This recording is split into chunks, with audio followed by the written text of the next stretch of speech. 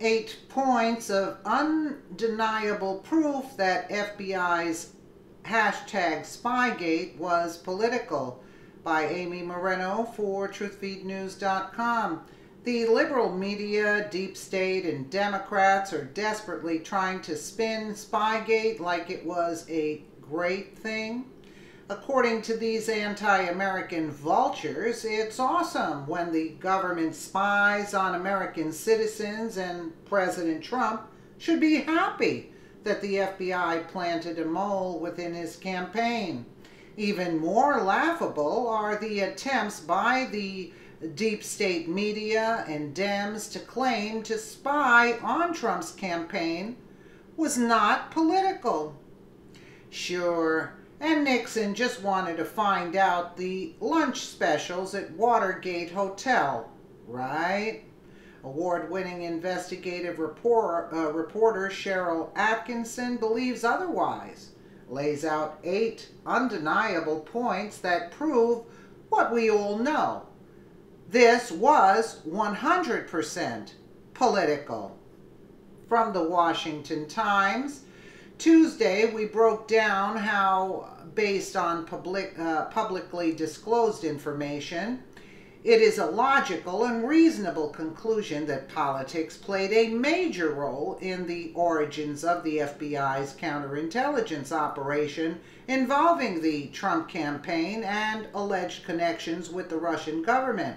Wednesday, investigative reporter Sharyl Attkisson amplified this idea at The Hill and laid out a devastating case. There's a growing appearance of alleged wrongdoing equally as insidious, if not more so, because it implies widespread misuse of America's intelligence and law enforcement apparatus. Attkisson lays out 8 major indications that the operation was directed at Trump, not the Kremlin, and was politically motivated. Her observations include the plethora of wiretaps. Secret surveillance was conducted on no fewer than 7 Trump associates: Chief Strategist Steve Bannon, lawyer Michael Cohen, National Security Advisor Lieutenant General Michael Flynn, advisor and son-in-law Jared Kushner, campaign chairman Paul Manafort, and campaign foreign policy advisors Carter Page and George Papadopoulos. The extraordinary use of national security letters. Improper use of such letters has been an ongoing theme at the FBI. Reviews by the Department of Justice's Inspector General found widespread misuse under Mueller, who was then FBI Director, and said officials failed to report instances of abuses as required. The ubiquitous and insidious use of media leaks to help drive and shape the news narrative surrounding the investigation.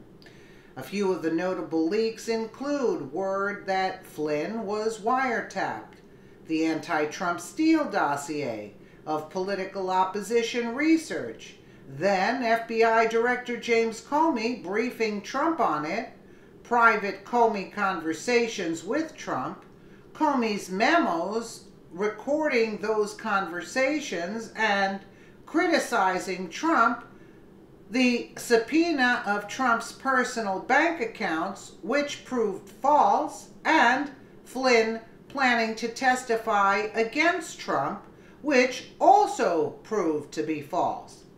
Attkisson joined me on my daily radio program on WMAL in Washington Wednesday to discuss her analysis and the latest developments in the investigation of the investigation.